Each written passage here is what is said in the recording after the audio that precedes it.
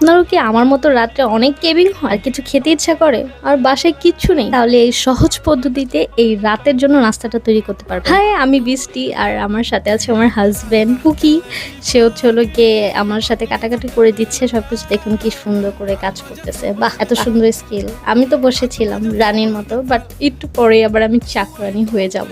দেখতেই পারবেন কিভাবে চাকরানি হয়ে গেলাম। এই তো দেখুন সহজ পদ্ধতিতে কি নাস্তা বানাচ্ছি। আজকে করছি ফ্রাইড রাইস আর বাসায় বেঁচে যাওয়া ভাত দিয়ে। রাতে আমরা যে রান্না করেছিলাম ভাত, ওইটা দিয়ে। দেখুন কিভাবে করছি। সব সবজিগুলো আগে ভেজে নিয়েছি তেলে, দেন ডিম দিয়ে ভেজে নিলাম। পরবর্তীতে যে বাসায় রাখা ভাত ছিল ওইটা সুন্দর মতো দিয়ে নাড়াচাড়া করে রেডি আমাদের রাতের ডিনার। আসল ডিনার একবার করেছি, বাট রাতে 2টা বাজে আবার আমাদের ক্ষুধা লেগে যায়। দেখতে পাচ্ছেন কি সুন্দর লাগছে আর খেতেও কিন্তু অমায়িক ছিল। আমার এই ভিডিওটি কেমন লাগলো অবশ্যই জানাবেন আর পুরো ভিডিওটা একটু দেখবেন আর আমাকে সাপোর্ট করবেন।